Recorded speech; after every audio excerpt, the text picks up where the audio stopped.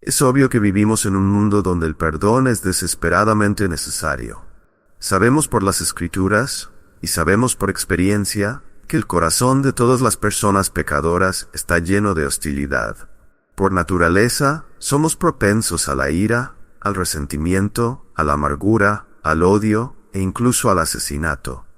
Las masacres que han ocurrido en la historia del mundo son realmente incomprensibles. Más allá de la comprensión, siempre pienso en los campos de exterminio entre Rusia y Alemania, un periodo de unos 10 años, cuando entre los rusos y los alemanes masacraron a 13 millones de personas, ninguna de ellas en el ámbito militar, simplemente masacrando a personas. Eso es solo un pequeño periodo en la historia humana que muestra la profundidad de la ira, el resentimiento, la amargura, el odio y la intención asesina del corazón humano. Esto no es difícil de entender, porque el mundo está poblado por personas que son hijos de Satanás. Jesús dijo a los líderes judíos, los más morales de todos los hombres, «Vosotros sois de vuestro padre el diablo, y él fue desde el principio un asesino, y por eso buscáis matarme».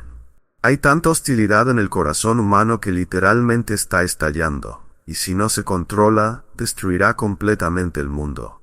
Es una conflagración como ninguna otra.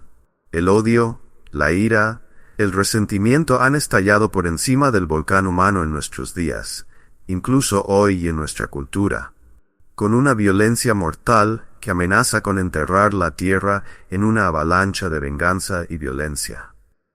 Estamos empezando a ver la violencia como una forma de vida.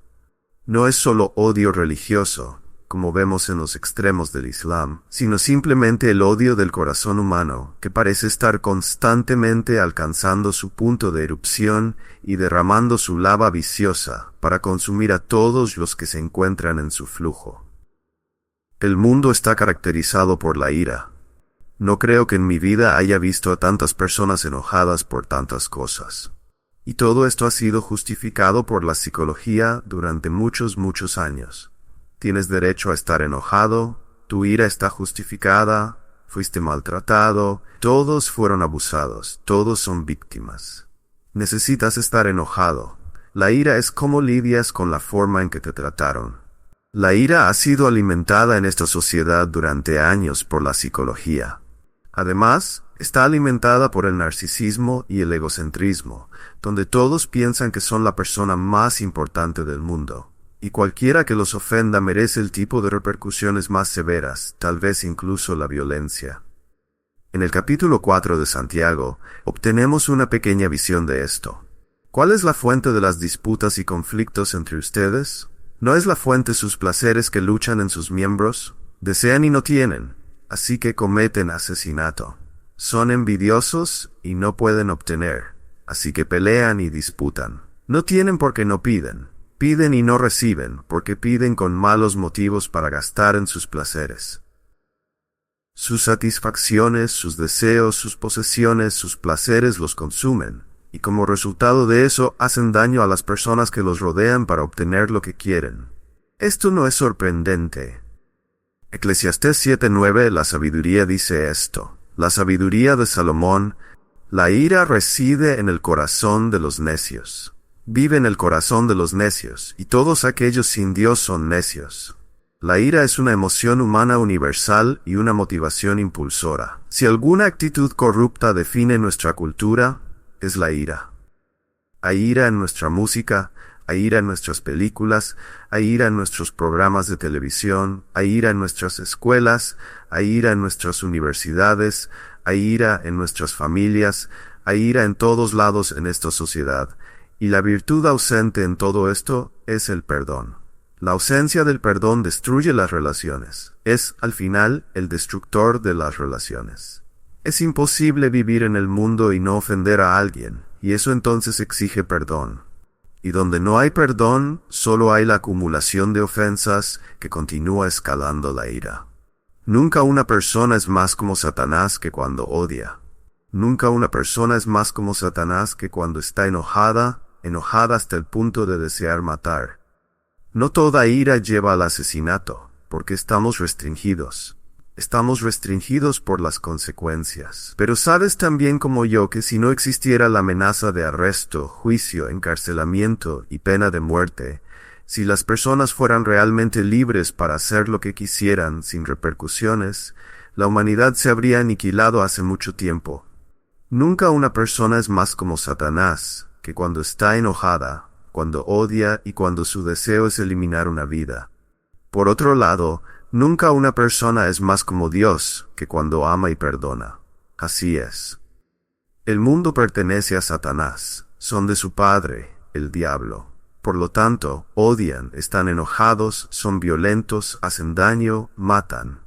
Pero por otro lado, aquellos de nosotros que llevamos el nombre de Jesucristo, aquellos de nosotros que somos creyentes, deberíamos ser conocidos por nuestro amor, y nuestro amor se manifiesta en el perdón. El corazón lleno de odio y enojo del pecador es aplaudido por la psicología contemporánea, que dice que no es saludable perdonar. No es saludable perdonar. Has sido victimizado. Deberías estar enojada. No es tu culpa. No eres responsable. La venganza está justificada. Obtén toda la venganza que necesites para satisfacerte. Pero el precio de esa ira, el precio de ese odio, el precio de esa falta de perdón, el precio de esa venganza es extremadamente alto. Devasta todas las relaciones y eventualmente a medida que se acumula, literalmente destruye toda una sociedad. Sabemos esto a nivel personal, y estamos empezando a verlo escalar de una manera que no habíamos visto en este país en el pasado.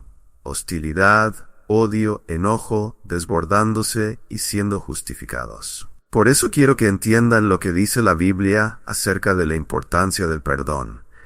Y vamos a observar esa maravillosa pequeña carta del apóstol Pablo llamada Filemón. Pero no esta noche. Eso será para la próxima vez, porque quiero que entiendan la perspectiva general del perdón como se presenta en la Biblia.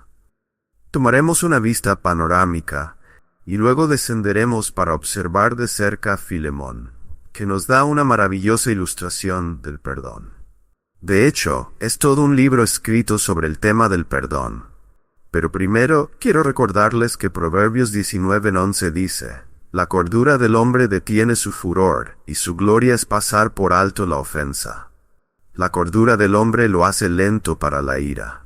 La cordura siendo sabiduría, y su gloria es pasar por alto la ofensa. El hombre no alcanza mayor altura que cuando pasa por alto una transgresión. Esa es su gloria. Ese es el pináculo de ser un ser humano cuando te elevas por encima de tu ira y tu odio, tu hostilidad, tu amargura. Proverbios 10:12 dice: el odio suscita rencillas, pero el amor cubre todas las faltas.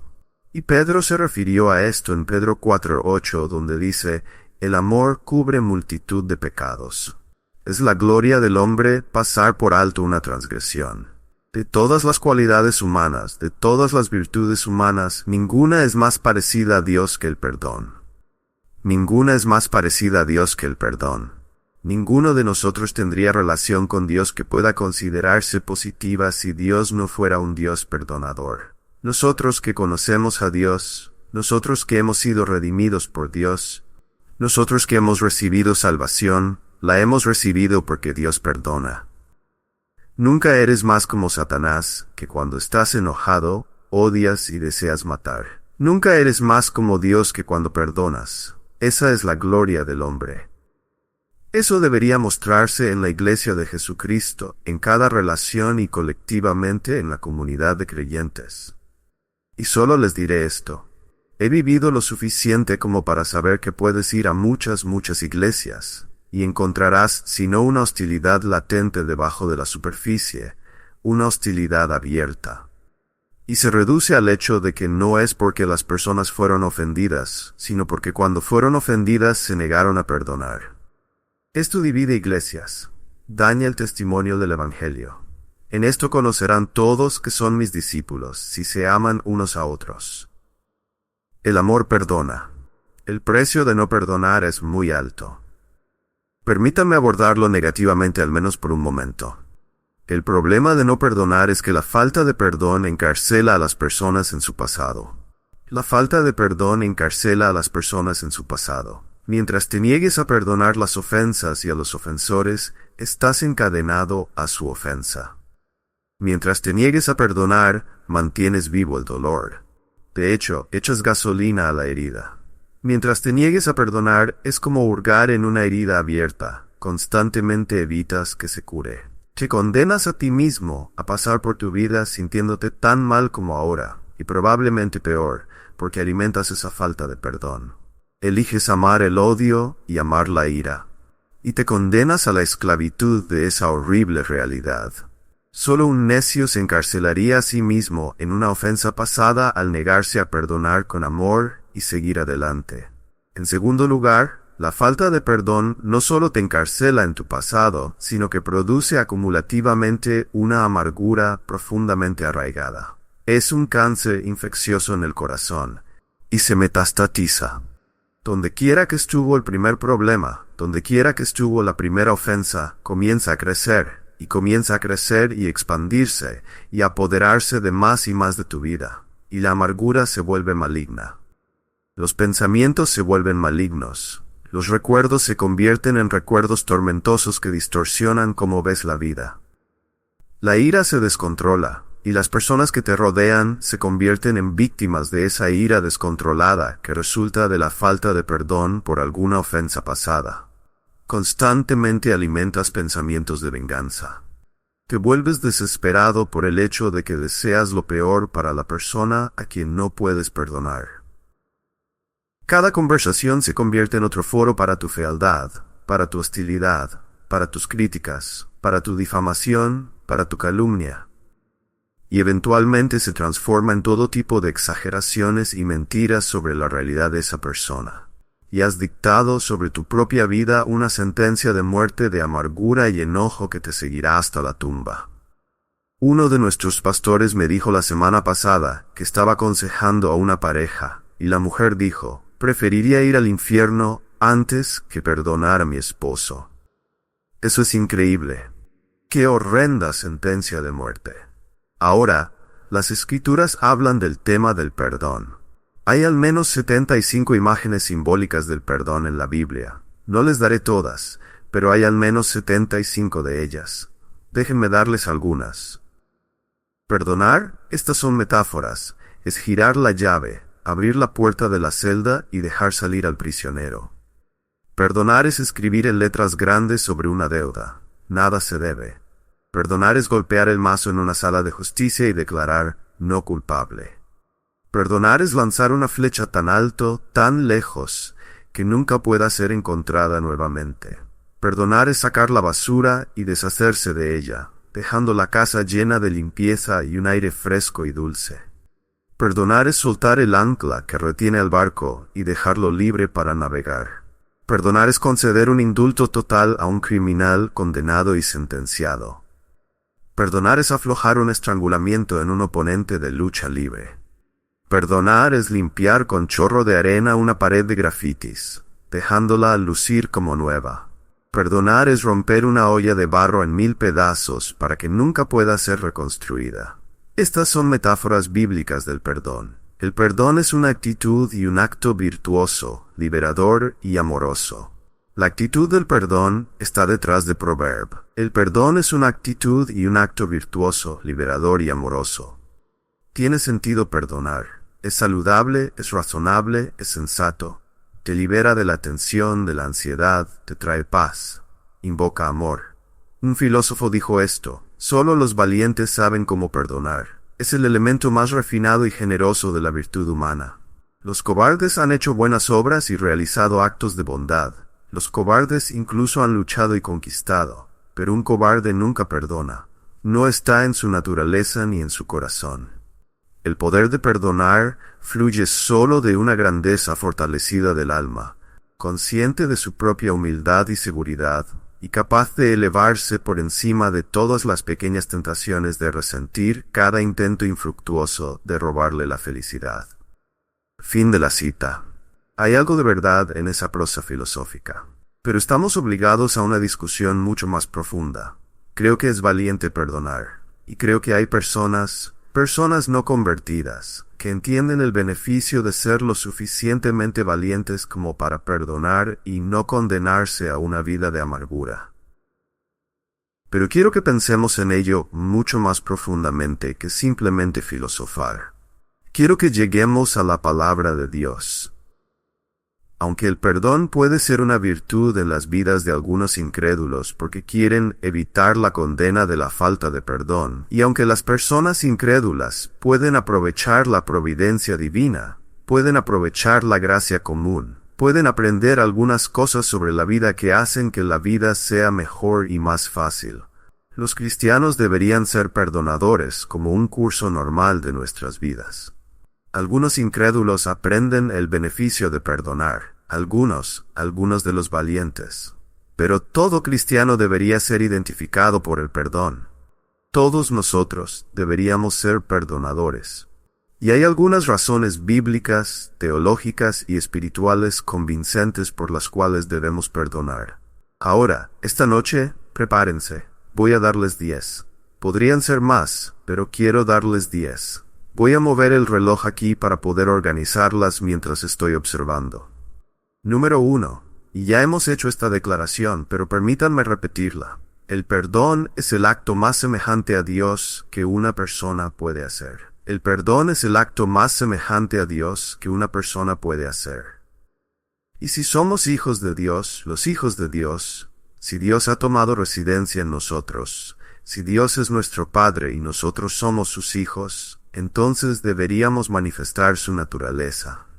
En Mateo capítulo 5, mientras nuestro Señor predicaba el Sermón del Monte, en el versículo 43, Él dijo, «Habéis oído que fue dicho, amarás a tu prójimo y odiarás a tu enemigo».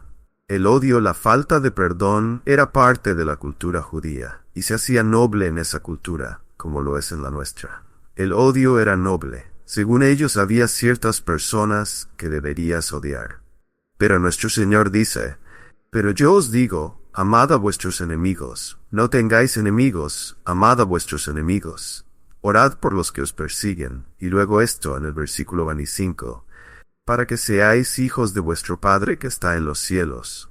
Nunca eres más como Dios que cuando perdonas.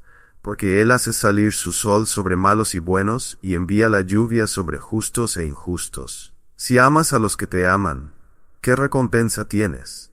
¿No hacen lo mismo también los publicanos? Y si saludáis solamente a vuestros hermanos, ¿qué más hacéis? ¿No hacen lo mismo también los gentiles? Por lo tanto, sed perfectos, así como vuestro Padre Celestial es perfecto. Y la perfección que nuestro Señor tiene en mente se demuestra al perdonar a vuestros enemigos. Ningún acto es más divino que el perdón. Eso es lo que marca a Dios. Si Dios no fuera un Dios perdonador, ninguno de nosotros conocería a Dios. Nunca somos más como Él que cuando perdonamos. En Éxodo 34, Dios se presenta a Moisés en la montaña como el Señor, el Dios compasivo, clemente, lento para la ira, perdonador de iniquidades, transgresiones y pecados, manifestando bondad amorosa. Dios es un Dios perdonador. En el Salmo 32, bienaventurado aquel a quien el Señor no culpa de iniquidad. Dios es un Dios perdonador. El Salmo 85 dice esencialmente lo mismo. El Salmo 130, versículo 4, el salmista dice, «En ti hay perdón». Y luego las maravillosas palabras del profeta Isaías, capítulo 1, que nos son familiares. «Venid ahora y razonemos juntos», dice el Señor en el versículo 18. «Aunque vuestros pecados sean como la grana, como la nieve serán emblanquecidos. Aunque sean rojos como el carmesí, vendrán a ser como lana». Dios es un Dios perdonador. En el capítulo 43 de Isaías, esto es una característica, obviamente, del ministerio de Isaías. Predicar que Dios es un Dios perdonador. En el versículo 25 dice, «Yo mismo soy el que borra tus transgresiones por amor de mí mismo, y no recordaré tus pecados». Isaías 43, 25 es un buen versículo para escribir. «Borro tus transgresiones por amor de mi propio nombre, por mi propia gloria, porque es para revelar mi gloria que te perdono. No recordaré tus pecados». Y nuevamente, en las palabras familiares de Isaías 55, que ustedes conocen también. «Buscad a Jehová mientras puede ser hallado, llamadle en tanto que está cercano. Deje el impío su camino y el hombre inicuo sus pensamientos, y vuélvase al Señor, quien tendrá de él misericordia, y al Dios nuestro, el cual será amplio en perdonar. Dios es un Dios perdonador. El Nuevo Testamento hace la gloriosa declaración acerca del perdón de Dios hacia los peores pecadores en Lucas 15, en la historia del Hijo Pródigo. ¿Verdad? El pródigo era el peor pecador que Jesús pudo inventar en la parábola que creó.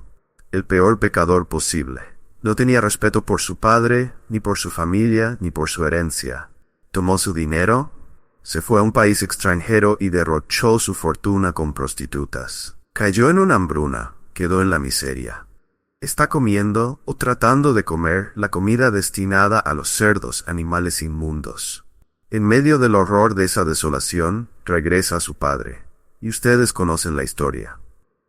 Su padre corre hacia él cuando lo ve, lo abraza, lo besa por toda la cabeza, le pone un anillo en el dedo, una túnica en la espalda, sandalias en los pies y celebra su perdón. La parábola del Hijo Pródigo es realmente la parábola del Padre Perdonador. Y el Padre Perdonador es Dios, Cristo mostrándonos su perdón. En la cruz, ¿qué dice Jesús? Padre, perdónalos, porque no saben lo que hacen.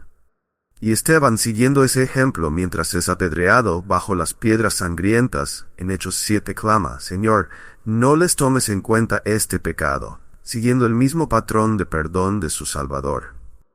Y nuevamente digo, nunca eres más como Dios que cuando perdonas. Y por eso leemos algunas instrucciones muy directas. Miren en Efesios capítulo 4, al final del capítulo. Efesios capítulo 4, versículo 31. Esto es para los creyentes, para todos nosotros. Quítense de ustedes toda amargura, enojo, ira, gritería y maledicencia, y todos estos están relacionados, y toda malicia, significando toda maldad. Sean bondadosos unos con otros, misericordiosos, perdonándose unos a otros, como Dios también los perdonó a ustedes en Cristo. Esto supone que ha habido ofensas contra ustedes. Cuando Dios dice, no se enojen, perdonen, Él está asumiendo que ha habido ofensas contra ustedes. Pero es semejante a Dios perdonar de manera plena y completa. Y si sigues leyendo al siguiente capítulo, en Efesios 5:1 dice, Por tanto, sean imitadores de Dios como hijos amados, y anden en amor, como también Cristo nos amó y se entregó por nosotros. Si quieres ser como Dios, si quieres ser como Cristo, no te enojes, perdona. Esa es la instrucción cristiana básica. Y si se siguiera, no tendríamos las relaciones devastadas que tenemos en la iglesia. Perdona. Así es como los cristianos deben vivir sus vidas. La suposición es que seremos ofendidos. La suposición es que perdonaremos. En Colosenses capítulo 3 versículo 12, dice, Por tanto, como escogidos de Dios santos y amados, revístanse de afecto entrañable, bondad, humildad, mansedumbre y paciencia, soportándose unos a otros y perdonándose unos a otros si alguno tiene queja contra otro. De la manera que Cristo los perdonó, así también háganlo ustedes. Por cierto, Pablo estaba ansioso por perdonar, ¿no es así? Perdona incluso a las personas que lo encarcelaron. Perdonó incluso a las personas que intentaron dañarlo contando mentiras sobre su fidelidad. Practicó esa virtud semejante a Dios. Así que, número 1, nunca eres más como Dios que cuando perdonas. Número 2, muy importante, no es solo el asesinato lo que está prohibido por el sexto mandamiento. El sexto mandamiento en Éxodo 20 dice, no matarás. Dices, bueno, no he matado a nadie. Jesús dijo algo muy específico acerca de los 10 mandamientos. Vuelve al Sermón del Monte en Mateo 5, y esto es lo que nuestro Señor dijo en el versículo 21.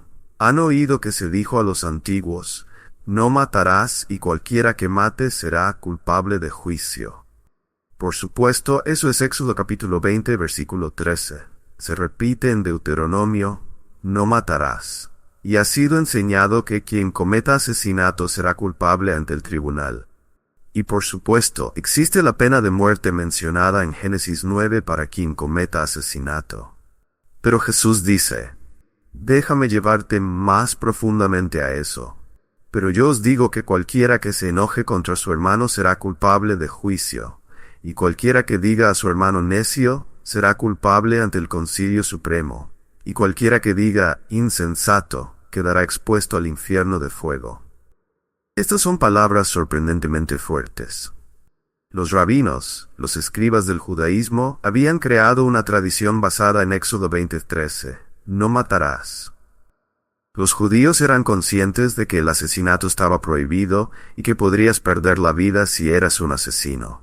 Pensaban que si odiaban y estaban llenos de enojo y venganza, pero se detenían antes de matar, habían cumplido con ese mandamiento. Jesús dijo, no. Les digo que hay mucho más en ese mandamiento que el acto real de matar. Está la intención del corazón. Está la intención del corazón. Juan lo expresó de esta manera en 1 Juan 3:15. Todo el que aborrece a su hermano es un homicida. Jesús dijo, si estás enojado con alguien, eres culpable. Él eliminó toda justicia propia, desenmascaró toda la hipocresía y reveló lo que había debajo de la superficie. Un tipo de vicio asesino de enojo y falta de perdón. La traducción necio proviene de una palabra raka, que es un epíteto ofensivo, una expresión de desprecio arrogante y odio. Si dices eso a alguien, eres culpable ante Dios, eres un asesino. O si dices insensato, estúpido. Al decir eso, la intención es maldecir a alguien, tú sin Dios. El necio dice en su corazón no hay Dios. Si haces esto, eres culpable de ir al infierno. Ahora preguntas, ¿eso es cierto para los cristianos? Lo es. Es cierto para los cristianos. No irás al infierno porque tus pecados son perdonados, pero eres lo suficientemente culpable, con eso en tu corazón, como para ir al infierno como si hubieras matado a alguien. Debes ver la ley de Dios de la manera en que Él pretendía que fuera vista. Nunca fue para un cumplimiento superficial que lo satisficiera, algún tipo de hipocresía externa. Debes ver a la persona que no puedes perdonar como creación de Dios. Debes amar a esa persona, perdonarla. Si es un cristiano, lleva la imagen moral y espiritual de Dios. Si es un no cristiano, lleva la imagen natural de Dios. La Biblia lo dice de otra manera, ama a tu prójimo como a ti mismo. ¿Ves la imagen de Dios en ti? Ve la imagen de Dios en alguien más. Reconoce que la falta de perdón es egoísta. Es asesina en su intención. Es enojada. Es hostil. Desea daño e incluso muerte a su objeto. Cuando tú, como creyente, deberías estar caracterizado por el amor hacia tus enemigos y ciertamente amor hacia tus amigos en Cristo. Hay un tercer principio. Quien te haya ofendido ha ofendido más a Dios. Quien te haya ofendido ha ofendido más a Dios. Y aquí está el punto. Si Dios, quien es más ofendido, ha perdonado, ¿por qué no puedes tú? ¿Has establecido ahora un tribunal superior? ¿Estás por encima de Dios? Vas a decir, Dios puede perdonarte, pero yo no. Tengo estándares más altos que Dios. O soy más importante que Dios. Tú ofendiste a Dios y Él te perdonó. Me ofendiste a mí y yo no te perdonaré. Si Dios es el más santo y ha perdonado la mayor ofensa, ¿no puedes tú, el menos santo, perdonar la ofensa menor? Por cierto, cualquier mal hecho contra una persona es un mal hecho contra Dios. En el Salmo 41 hay un par de lugares, Salmo 41 y 51, tal vez lo recuerden. Pero en el Salmo 41, versículo 4, yo dije, Señor, ten misericordia de mí, sana mi alma, porque contra ti he pecado. David dice, he pecado contra ti. En realidad David había pecado contra alguien más, pero lo vio por lo que realmente era. Todo pecado contra cualquiera es un pecado contra Dios. Es una ofensa a otra persona pecar contra ella. Es una ofensa mucho mayor contra Dios. 10 capítulos después en los Salmos, en el Salmo 51, versículo 4, el salmista David, reflexionando sobre su horrendo pecado de inmoralidad con Betsabé, y luego haber puesto a su esposo en una posición comprometida en la batalla para que perdiera la vida, cometió asesinato. Se presenta ante Dios en el versículo 4. Aunque había pecado contra Betsabé y contra Urías, contra su propia familia y contra Israel, esto es lo que dice, contra ti solo he pecado y he hecho lo malo delante de tus ojos. Cada pecado que cometes puede ser un pecado contra otra persona. Cada pecado cometido contra ti puede ser un pecado contra ti. Pero es un pecado mucho mayor contra Dios. quien es absolutamente santo. Si Dios, quien es el más santo y el más ofendido, y está más dispuesto a perdonar, ¿quién eres tú para no perdonar? Eres alguien más importante que Dios, con un estándar más alto que Dios, alguien que merece más que Dios merece. ¿Acaso nosotros, que realmente somos en cierto modo incidentales a la ofensa pecaminosa, no debemos perdonar? Nosotros que somos tan impuros que necesitamos un perdón constante, ¿estamos dispuestos a no darlo? Por eso perdonamos. Perdonamos porque Dios prohíbe la ira, prohíbe el odio, prohíbe las actitudes de venganza y nos manda perdonar. Perdonamos porque Él ha perdonado, y Él es el más ofendido, y porque nunca somos más como Dios que cuando perdonamos y declaramos ser sus hijos. Ahora, el número 4 en nuestra progresión. La Biblia nos llama a perdonar porque es razonable que aquellos a quienes se les han perdonado los pecados mayores perdonen los pecados menores. Es razonable que aquellos a quienes se les han perdonado los pecados mayores perdonen los pecados menores. Mira, hemos sido perdonados por Dios, y hemos pecado constantemente contra Él. Cada pecado que cada persona comete es contra Dios. Él es quien está más ofendido y constantemente ofendido. Si Dios nos perdona esta masa de pecados, que es inconcebible en su deuda acumulada, que es impagable, que no puede ser deshecha por nosotros, pero si Dios está dispuesto a perdonarnos esa gran deuda de pecado, ¿no debemos nosotros perdonar las pequeñas deudas de las personas en nuestras vidas? La ilustración de esto está en Mateo 18, y nuevamente es la enseñanza de Jesús. Esta es una de las parábolas más memorables de nuestro Señor. Pedro se acerca a Jesús, en el capítulo 18 de Mateo, y dice: Señor, ¿cuántas veces perdonaré a mi hermano que peque contra mí? Estoy tratando con personas, dice Pedro, y pecan contra mí. ¿Cuántas veces se supone que debo perdonarlos? Y él cree que obtendrá una afirmación, así que dice: ¿hasta 7 veces? Algunos historiadores nos dicen que los judíos decían: perdona 3 veces, y después de eso no. Así que Pedro pensó en duplicarlo y añadir uno más. ¿Debo perdonar 7 veces? Jesús le dijo: no te digo hasta 7 veces, sino hasta 70 veces 7. 490 veces. El punto es que sigues perdonando, y perdonando, y perdonando, y perdonando. Es constante. Y luego cuenta esta parábola.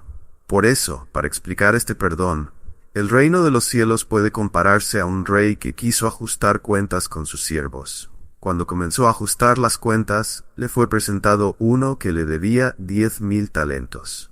Un talento eran 15 años de trabajo. 10,000 talentos es una deuda astronómica, impagable e inconcebible. Este hombre ha malversado el dinero del rey y no tiene nada para devolverlo. Fue llevado ante el rey. Como no tenía con qué pagar, versículo 25, su señor mandó que lo vendieran junto con su mujer e hijos y todo lo que tenía para que se le pagara algo de lo que debía. Así que el siervo cayó postrado ante el rey, diciendo: ten paciencia conmigo y yo te lo pagaré todo. Bueno, eso era ridículo, eso nunca sería posible, pero estaba desesperado, así que hizo promesas que no tenía capacidad para cumplir. Versículo 27.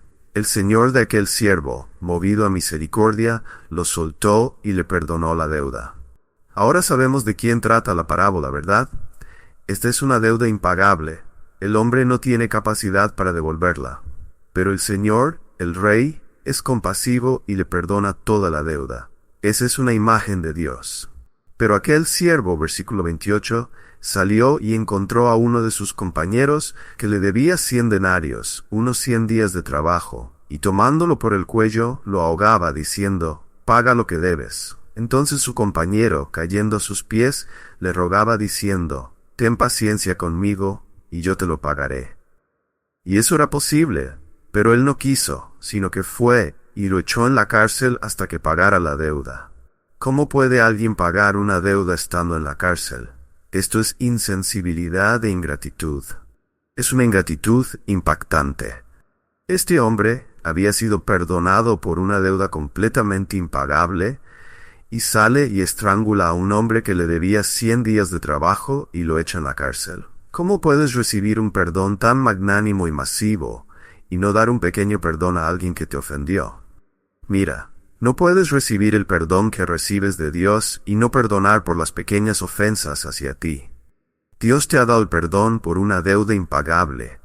Salir y asfixiar a las personas, por así decirlo, y lanzarlas a la cárcel de deudores, dañando sus vidas por pequeñas ofensas hacia ti, demuestra que eres una persona despreciable. Eres despreciable al recibir un perdón tan grande y no otorgar ninguno a cambio.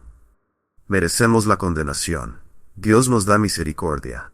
Eso debería enseñarnos que debemos otorgar misericordia a nuestros deudores también. Ahora hay un quinto punto. El que no perdona no disfrutará de la comunión y el amor de otros creyentes. Observa lo que sucede en esta historia, mientras seguimos en Mateo 18. Jesús está hablando con los discípulos, y en esta historia cuenta cómo el hombre recibió el perdón completo, y luego salió y estranguló a este hombre y lo arrojó a la cárcel de deudores. En el versículo 31 dice: Al ver sus consiervos lo que pasaba, se entristecieron mucho y fueron y refirieron a su señor todo lo que había pasado. ¿Sabes lo que le pasó a ese hombre? Fue atado de sus amigos. Te distanciarás de tus amigos. Si eres una persona que no perdona, nadie querrá estar cerca de ti por miedo a que esa actitud también se dirija hacia ellos. Literalmente, terminarás aislado. Si eres una persona que no perdona, eres levadura. Eres pecador, eres una mala influencia. Serás alienado de otros, incluso dentro de la iglesia. Ellos se alejarán de ti. Eres una persona hostil, amenazante, poco amorosa, y perderás la comunión. Ya no tendrás personas que te estimulen al amor y a las buenas obras. Se aislarán de ti.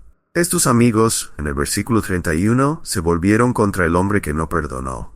Y no solo se volvieron contra él, sino que lo denunciaron al Señor, al rey, y le dijeron al rey: este hombre al que perdonaste una deuda impagable, ha hecho esto. Lo denunciaron. Esta es una forma de disciplina. Iban a reportar a este hombre al rey. Si haces esto en la iglesia, siendo una persona que no perdona, te aislarás, te alienarás, y la iglesia te entregará al Señor. ¿Qué pasará entonces? Esto nos lleva al sexto punto, y proviene de la misma parábola. La falta de perdón resulta en castigo divino, en disciplina divina. Versículo 32. Entonces su señor, llamándolo, le dijo: siervo malvado, toda aquella deuda te perdoné, porque me suplicaste. ¿No debías tú también tener misericordia de tu compañero, como yo tuve misericordia de ti? Y su señor, enojado, lo entregó a los verdugos hasta que pagara todo lo que le debía. Y luego esto: así también mi Padre Celestial hará con ustedes si no perdonan de corazón cada uno a su hermano. Vaya, Dios te entregará a los verdugos. ¿Qué significa eso? Bueno, es lo que dice Santiago en el capítulo 2, versículo 13. Juicio sin misericordia será para aquel que no muestra misericordia. Es un castigo severo de parte del Señor. Si no eres una persona perdonadora, el Señor te disciplinará. Jesús dijo en el Sermón del Monte en Mateo 5:7, bienaventurados los misericordiosos, porque ellos alcanzarán misericordia. El hermano que no perdona queda aislado y es puesto bajo la disciplina de Dios. Es algo serio no perdonar, por todas estas razones. Y ahora el séptimo punto, y esto es poderoso: el que no perdona no será perdonado. Cuando nuestro Señor, nuevamente en el Sermón del Monte, estableció muchos de estos principios, dijo esto en el capítulo 6, versículo 12, al enseñar a sus discípulos a orar: perdona nuestras deudas como también nosotros perdonamos a nuestros deudores. Perdona nuestras transgresiones, como también nosotros perdonamos a los que nos ofenden. Tú nos perdonas, y nosotros perdonamos. Así funciona. Eres el Rey que nos perdonó una deuda impagable, y ahora es nuestra responsabilidad perdonar a los demás como tú nos has perdonado. Así demostramos que tú eres nuestro Dios, nuestro Padre, y que somos tus hijos, y llevamos tu imagen. Pero luego esta advertencia en el versículo 14. Porque si perdonan a los hombres sus ofensas, también vuestro Padre Celestial os perdonará. Pero si no perdonan a los hombres sus ofensas, tampoco vuestro Padre perdonará vuestras ofensas. ¿Es difícil entender eso? Preguntas. ¿Podría esto aplicarse a un creyente? Sí, lo hace. No significa que no estés justificado, simplemente significa que en el acto presente de tu falta de perdón, no disfrutarás de la bendición y el perdón de Dios en ese nivel, porque Él no te lo dará. Dios trata contigo de la misma manera en que tratas a los demás. Dios trata contigo de la misma manera en que tratas a los demás. Sí, tenemos un perdón eterno en nuestra justificación. Eso resuelve la cuestión de nuestra bendición futura. Pero el perdón temporal es un asunto en nuestra santificación, y eso resuelve la cuestión de nuestra bendición temporal. El cielo está asegurado, pero la vida aquí no. Y si deseas permanecer en el lugar de bendición, entonces debes perdonar. A lo largo de mis años como cristiano y pastor, he visto la sequedad, la insipidez y la falta de gozo. He visto la falta de poder, la falta de significado en las relaciones. He visto el daño a un matrimonio y a una familia que produce la falta de perdón. Tienes la relación rota basada en la falta de perdón, y luego lo agravas con la disciplina del Señor mientras entrega a la persona que no perdona a ciertos verdugos. Y luego tienes la realidad de que permanecen en un sentido en su vida temporal y en el proceso de su santificación sin el perdón de Dios. No es una manera de vivir la vida. No es una manera de vivir la vida. Entonces, ¿qué hemos dicho? Debemos perdonar porque es como Dios cuyo hijos somos. Debemos perdonar porque está prohibido no hacerlo, ya que el mandamiento contra el asesinato también abarca el perdón. Debemos perdonar porque el Altísimo, el más ofendido, ha perdonado más, y nosotros los menos ofendidos debemos perdonar lo menos. Debemos perdonar porque todos los pecados ofenden más a Dios, y Él perdona. Debemos perdonar porque si no perdonamos nos aislaremos de la comunión cristiana, nos pondremos bajo la disciplina de Dios y viviremos en una condición de santificación estancada, porque Dios no perdonará nuestros pecados. Algunas razones más convincentes para perdonar. Número 8.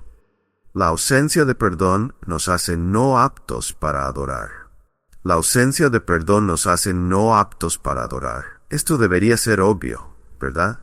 Quiero decir, si estás en esa condición donde estás bajo la disciplina del Señor, en un sentido, estás bajo la disciplina del pueblo de Dios, estás en una situación donde Dios no te está perdonando de manera continua, en un contexto temporal, no estás en una posición para adorar. Pero no necesitamos simplemente inferir eso, porque Jesús lo dijo explícitamente. Vuelve a Mateo 5 nuevamente y retomemos el Sermón del Monte en el versículo 23, donde dice, si traes tu ofrenda al altar, vienes a adorar, vienes a rendir culto al Señor, y allí recuerdas que tu hermano tiene algo contra ti. Hay algún problema no resuelto. Deja tu ofrenda delante del altar y ve primero y reconcíliate con tu hermano. Luego ven y presenta tu ofrenda. Nadie debe acercarse a Dios con la intención de adorar si tiene algún rencor sin resolver con otro hermano o hermana. La reconciliación, o al menos un esfuerzo por reconciliarse, puede que no logre completamente hacerlo. Pero ciertamente la parte del perdón en la reconciliación debe preceder a la adoración. Independientemente de quién tenga la culpa, el problema de la amargura, el odio, la ira, la falta de perdón no puede llevarse al lugar de adoración. Y si está en tu corazón, no te preocupes tanto por tratar de arreglar todo lo que has dicho y hecho en el pasado. Confiésalo y pídele al Señor que lo perdone. El Salmo 66:18 dice, si en mi corazón hubiese yo mirado a la iniquidad, el Señor no me habría escuchado. Dios no quiere adoradores llenos de falta de perdón, que no han resuelto las cosas que necesitan ser resueltas. Número 9. No perdonar es usurpar la autoridad de Dios. No perdonar es usurpar la autoridad de Dios. Es el acto máximo de egoísmo. Tienes la relación rota basada en la falta de perdón, y luego lo agravas con la disciplina del Señor, mientras entrega a la persona que no perdona a ciertos verdugos. Y luego tienes la realidad de que permanecen en un sentido en su vida temporal y en el proceso de su santificación sin el perdón de Dios. No es una manera de vivir la vida. No es una manera de vivir la vida. Entonces, ¿qué hemos dicho? Debemos perdonar, porque es como Dios cuyo hijos somos. Debemos perdonar porque está prohibido no hacerlo, ya que el mandamiento contra el asesinato también abarca el perdón. Debemos perdonar porque el Altísimo, el más ofendido, ha perdonado más, y nosotros, los menos ofendidos, debemos perdonar lo menos. Debemos perdonar porque todos los pecados ofenden más a Dios, y Él perdona.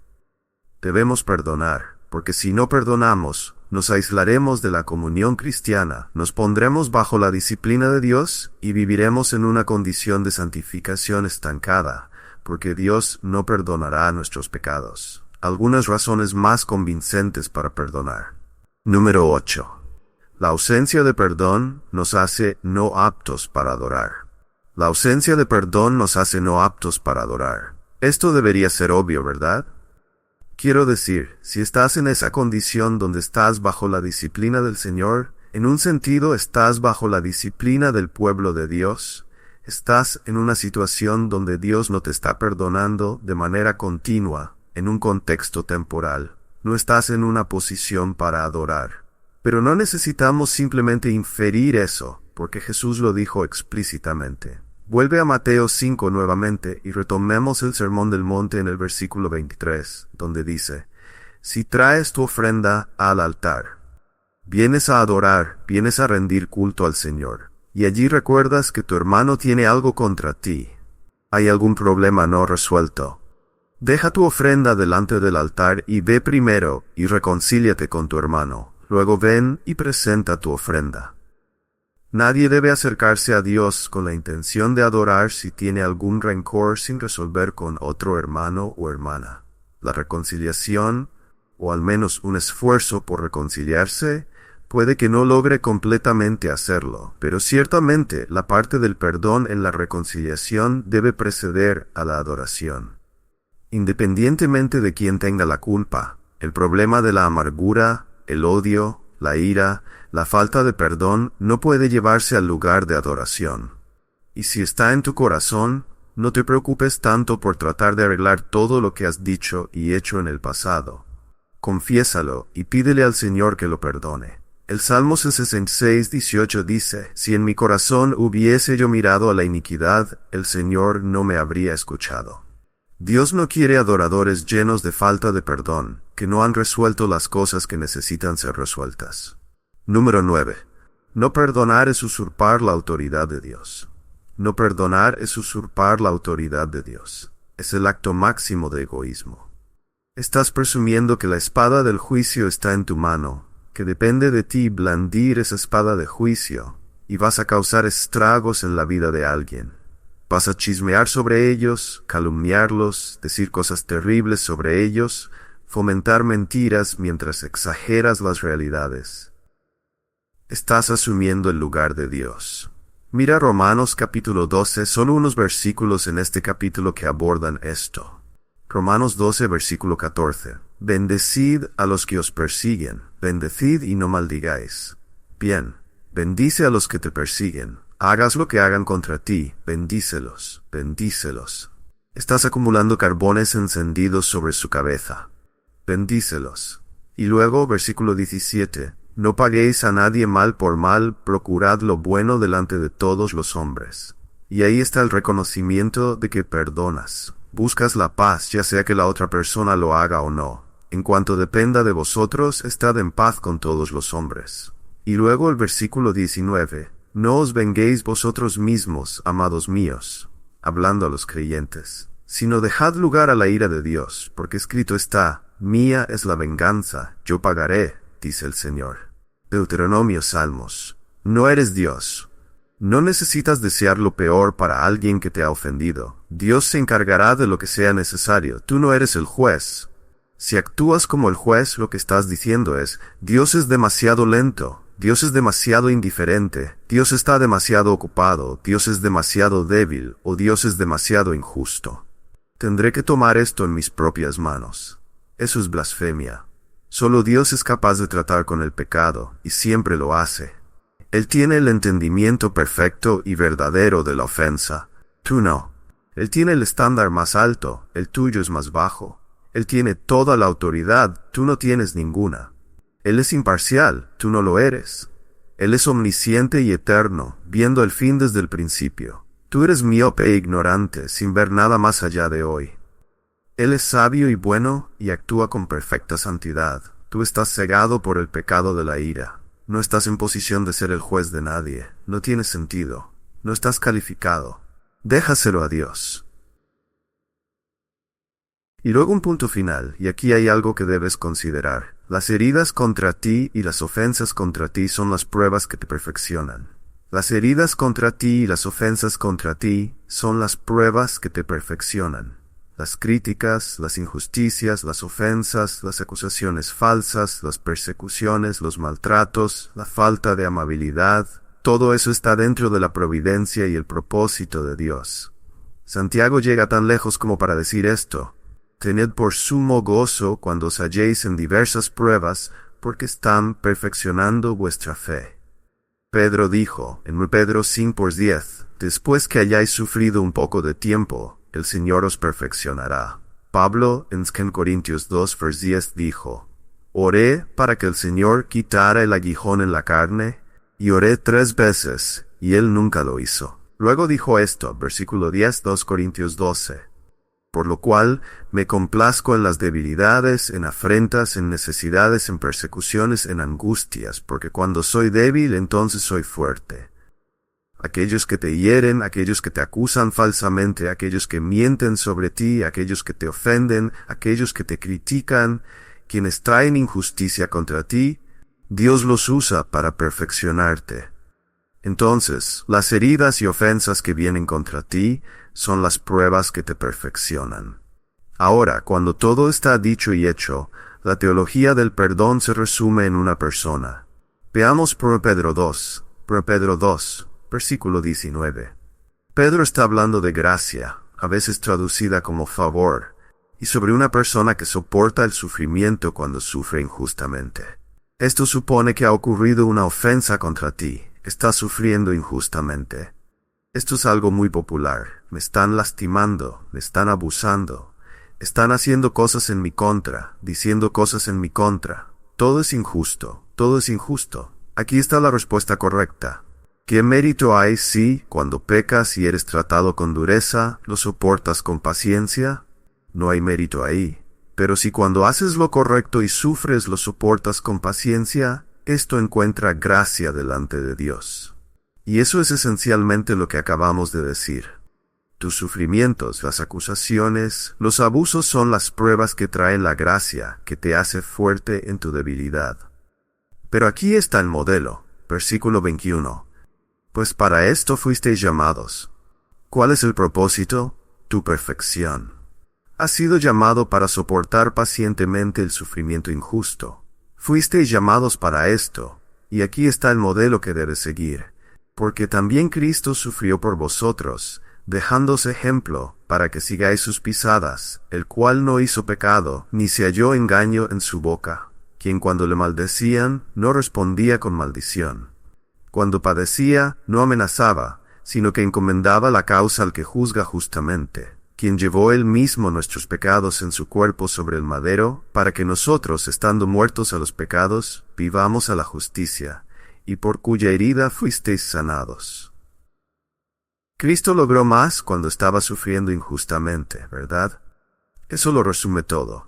Y en medio de su sufrimiento, Él dijo, Padre, perdónalos, porque no saben lo que hacen.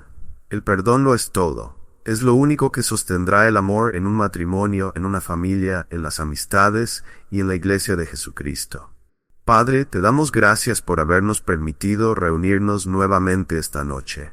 Qué día tan maravilloso hemos tenido.